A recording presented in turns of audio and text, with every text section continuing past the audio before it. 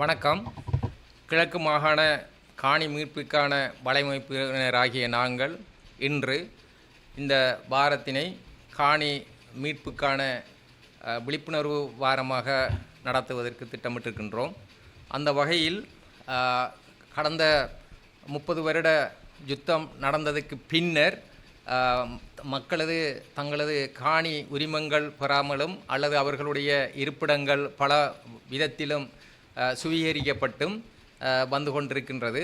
அந்த வகையில் அவர்களுக்கான விழிப்புணர்வுகளை ஏற்படுத்தி அவர்கள் தமக்கான காணிகளை மீளப் பெறுவதற்காக சில நடவடிக்கைகளை மேற்கொள்வதும், அத்துடன் அந்த காணி யார் மூலமாக அபகரிக்கப்பட்டிருக்கின்றதோ அதற்கு எதிராகவும் அதனை பாதிட்டு அந்த மக்களுக்கு அந்த காணி கிடைப்பதற்காக பலதரப்பட்ட காரியங்களை நாங்கள் செய்து வருகின்றோம். உள்நாட்டில் இருக்கின்ற அதிகாரிகள், அரசு அதிகாரிகள், திணைக்களங்கள் மற்றும் தேசிய மட்டத்தில் இருக்கின்ற காணி, மாகாண மட்டத்தில் இருக்கின்ற காணி அமைப்புகள் தொடர்புகளை மேற்கொள்வதுடன் சர்வதேச மட்டத்திலும் இது தொடர்பான பரிந்துரைகள், அறிக்கைகள் போன்றவற்றினை வெளியிட்டு வருகின்றோம். ஆனாலும் பலதரப்பட்ட விடயங்கள் வெளிப்படுத்தப்பட்டு கொண்டிருக்கின்ற அதே நேரத்தில் அந்த மக்களுக்கான காணிகள் கிடைப்பதற்கு பல தடைகளும் இடையூறுகளும் ஏற்படுத்தப்பட்டு கொண்டிருக்கின்றது. அந்த வகையில் மிக முக்கியமாக நாங்கள் கவனிக்கக்கூடியதாக இருக்கின்றது, சில காணிகள் சட்டத்துக்கு உட்பட்டதாக அபகரிக்கப்பட்டு கொண்டு இருப்பதனை நாங்கள் அறியக்கூடியதாக இருக்கின்றது. குறிப்பாக மகாவலி திணைக்களம் என்ற போர்வையிலும், மற்றது அபிவிருத்தி வேலைகளுக்கான காணிகள் என்ற போர்வையிலும், மற்றது தொல்லியல் திணைக்களம், வன ஜீவராசிகள் திணைக்களம், வன இலகா திணைக்களம், சுற்றுலா திணைக்களங்கள் போன்ற, மற்றது பூஜா பூமி போன்ற பௌத்த ஆலயங்கள் நிர்வகிப்பதற்காகவும் இந்த காணிகள் அபகரிக்க கொண்டு வருகின்றது. எனவே இந்த காணிகளுடைய அபகரிப்புகளுக்கு பின்னால் முழுமையாக அரசாங்கத்தின் நிகழ்ச்சி நிரல் இருக்குது. எனவே தங்களை ஒரு நல்லாட்சியான, ஒரு ஜனநாயகபூர்வமான, இனவாதமற்ற ஒரு ஆட்சியை தாங்கள் நடத்தி கொண்டு இருப்பதாக கூறிக்கொள்ளும் இந்த அரசு தரப்பினர் தயவு செய்து வடக்கு கிழக்கில் இருக்கின்ற மக்களது காணிகளை மேற்குறிப்பிட்ட திணைக்களங்களின் மூலமாக, அதாவது 8 வகையான திணைக்களங்கள் இந்த மாதிரியான சட்டபூர்வமாக இந்த மக்களுடைய காணிகளை அபகரிக்கிற காரியங்களை செய்து கொண்டிருக்கிறார்கள்.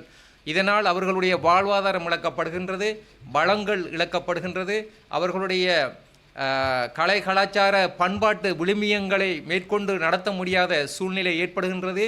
எனவே இந்த மாதிரியான காணிகள் அபகரிக்கப்படுவதன் மூலமாக தொடர்ச்சியாக ஒரு இனம் தனது இருப்பிடத்தை இழந்து ஒரு கட்டமைக்கப்பட்ட இன அழிப்பின்ற ஒரு பாகமாக நாங்கள் இதனை பார்க்கின்றோம். எனவே தயவு செய்து தொடர்ச்சியாக இதற்கு முதல் இருந்த அரசாங்கங்கள் செய்த வேலையில் போல இப்போது இருக்கிற இந்த அரசாங்கமும் தொடர்ச்சியாக செய்து கொண்டு வருவது என்பதனை நாங்கள் ஏற்றுக்கொள்ள முடியாது. அப்போது எதிர்க்கட்சியாக இருக்கும் பொழுது இவர்கள் இந்த காணி விடயங்கள் சம்பந்தமாக தாங்கள் ஆட்சிக்கு வந்தால் அந்த மக்களுக்கான வாழ்வாதார திட்டங்கள் மற்றும் அவர்களது காணிகள் மீட்டு வழங்கப்படும் போன்ற பல செய்திகளை சொல்லித்தான் அவர்கள் இந்த ஆட்சிக்கு வந்தவர்கள். ஆனால் இந்த ஆட்சிக்கு வந்ததுக்கு பிறகு கூட யுத்தம் காலங்களில் பாதுகாக்கப்பட்ட பூமிகள் இன்று யுத்தம் நிறைவு பெற்றதுக்கு பின்னர் வெளிப்படையாகவே அதிகாரத்தின் உச்சத்துக்கு சென்று அந்த காணிகள் அபகரிக்கப்படுகின்றது. இன்றும் நான் நினைக்கின்றேன் 3 வருட காலமாக மயிலத்தமிடும் மாதவனை பண்ணையாளர்கள் கூட 24 மணி நேரமும் வீதியிலிருந்து இந்த காணிக்காக, தங்களுடைய மேய்ச்சல் தரைக்காக போராடி கொண்டிருக்கின்றார்கள்.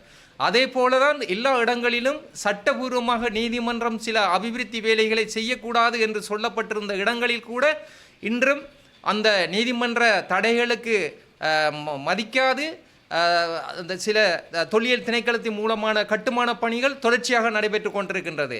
அந்த வகையில் இந்த மாதிரியான ஆக்கிரமிப்பு வேலைகளை நிறுத்தி கொண்டு எமது மக்களுடைய காணிகள் எமது மக்களுக்கு கிடைக்க வேண்டும் என்பதனையும் தெரிவித்து கொண்டு, தொடர்ச்சியாக இந்த மக்களுக்குரிய காணிகள் கிடைக்கும் வரையும் அவர்களுக்கு பக்கபலமாக இருந்து கிழக்கு மாகாண வலையமைப்பு ஆகிய நாங்கள் தொடர்ச்சியாக குரல் கொடுப்போம் என்பதனை தெரிவித்துக் கொள்கிறோம். நன்றி.